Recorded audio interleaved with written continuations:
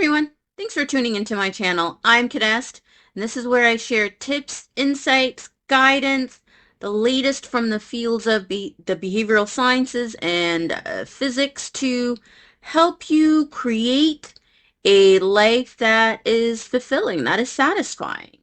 And in today's post, I want to talk a bit about the value of improving your approaches and your processes to how you do the things that you do in your life. Now, when it comes to manifestation, I teach the value of learning and improving your approach to manifestation. And that approach to learning about the effectiveness of how you do things in your life and improving upon your approaches and processes is a skill that can significantly improve how effective you are, how productive you are, how time and energy efficient that you are in your day-to-day life, in your approach to manifestation, in basically all of your experiences.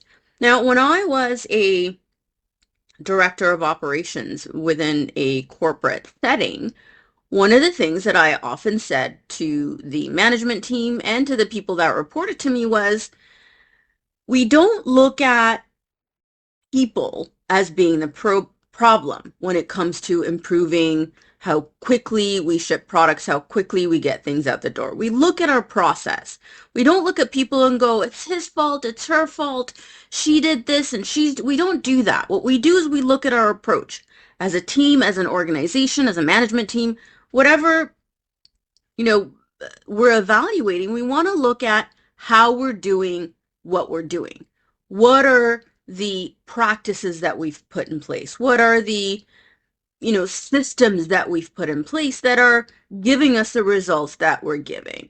In most cases, within a team setting, within an organization, people follow the systems, practices, approaches that have been put in place. Anytime you create a team, anytime you bring together a group of people within an organizational setting, you establish protocols. You establish this is how we do things here process in every department, in every, facet of that organizational context.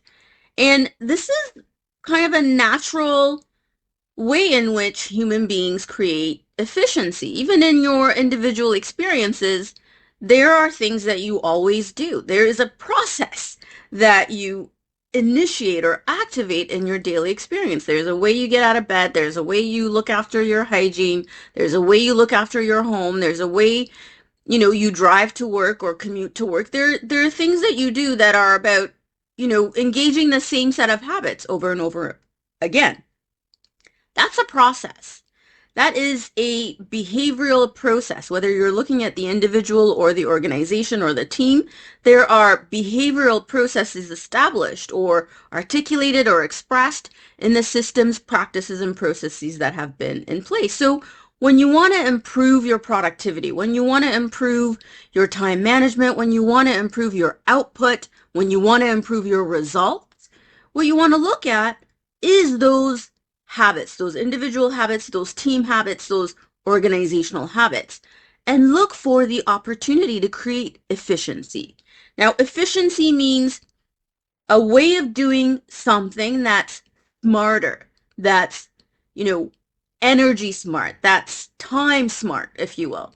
The amount of time that it takes you to do that thing could be improved. The amount of energy it takes for you to complete that thing could be improved. Efficiency is looking at your time expenditure, your energy expenditure, the effort that you're exerting, and saying, well, what can we do here to optimize the output of energy, the output of effort, the investment of time, the investment of capital? At whatever scale you look at it, looking to improve your process, looking to improve your approach is about saving time, saving energy, saving resources, saving effort, saving money, saving space, saving something so that you are freeing up yourself, your team, your skills to do more, to do, additional creative projects and the like. And what I found time and time again when I, brought the conversation to focus on improving processes, improving approaches, is whether we're talking about an individual or a team, when you give yourself an objective look at your process and begin to critically evaluate how you're doing what you're doing, you will find the opportunity for optimization. You will find it when you step back and look at your approach. I used to love doing flow charts to map out, the processes of a particular project. Like first we do this, and then we do this, then we do this, and then we do this, and then the team does this. So where in this flow chart of organizational behavior or people behavior or team behavior or of individual behavior is the opportunity for efficiency? What are the bottlenecks? Where are we, investing a lot of time and energy, but not getting as much of an output? And where are we putting a little bit of time and energy and getting, great results? Let's evaluate how we're doing what we're doing and look at where we are efficient and collaborative and cooperative and in the zone, and where we're not. And where we're not, let's figure out how to optimize that area of performance so that we can flow and come together and produce the way that we are in other areas. So when it comes to looking at people's behavior, we talk about, criticizing their behavior or doing constructive feedback and the like. But when you're looking at evaluating the process, the how we're doing what we're doing, you're critically evaluating. You're not criticizing people. You're not criticizing human behavior. You're critically evaluating the effectiveness of the approach to the project execution or the project delivery. And there's really great value of bringing that kind of perspective into your own experiences, whether you are looking at improving your manifestation outcomes, you're looking at improving your success outcomes, you're looking at improving any kind of outcome. Taking a step back and looking at how you're doing what you're doing from that objective perspective and looking to see what you can optimize, what you can improve. Where are you expending or exerting more effort than necessary? Where are you exerting more energy than necessary? Where are you investing more time than necessary and not getting the result that you're getting? And what can you optimize in those areas to ensure that the input you're bringing to the table, the input of skill, the input of effort, the input of creativity, the input of time, the input of money if that's involved, the input of energy. How can you bring all of those inputs in so that the result that you're getting is what you want to be getting in, the most optimal way? So I wanted to touch on that. I wanted to bring that conversation of process improvement to the forefront because it does make a difference in not only the level of enjoyment you can experience in how you do what you do, but also the results that you get. There is something valuable about being able to take a step back and critically evaluate your approach, your process. There's something about that objective observation of how you're doing what you're doing that lets you gain insights, gain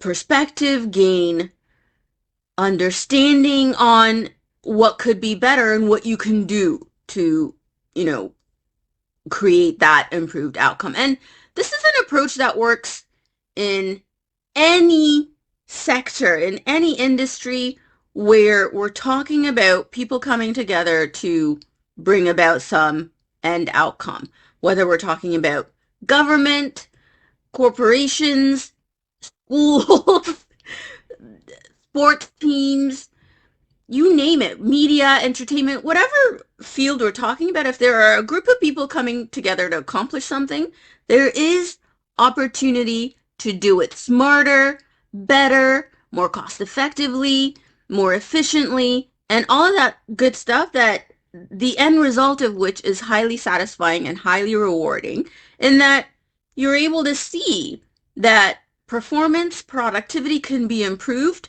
without a cap. And that's true for personal activities as it is for group activities. So in your own life, I'm an author, I'm a teacher. When I write, I look for those opportunities to improve my writing process, and I find them. I find ways to do things more efficiently, more enjoyably, in a way where the end outcome is better than it was, the last time I wrote a book or the last time I created a course and the like. So that willingness to learn and improve your process is a skill that can really enhance and improve your experiences of the results in your life. So I wanted to bring that conversation to the table here, because process improvement isn't really just for organizational life. It isn't just for those team environments. It is also useful in those activities you do on your own in your home. Even if we're talking about how you organize your family activities every day, you can look at how you do what you do, and by bringing that critical evaluation to the way you plan your daily family life, you can find those opportunities to create more optimal results, if you will. And within a family setting, it's reducing stressors. It's reducing the level of stress and busyness you may be experiencing by stepping back and going, okay, how are we doing our family life? What are the things that we do each and every day? What are the family habits that we've created, and how can we improve them? So anywhere where there's a group of human beings coming together, this understanding of improving process and looking at ways to improve process rather than criticizing people or looking at people as being the problem is something that can be a game changer for how you experience your personal environment, your personal experiences, as well as your professional environment and professional experiences. If you enjoyed this tip on deliberate creation, personal development, consciousness evolution, be sure to visit my website for books, courses, and more to help you in your personal development and personal transformation journey.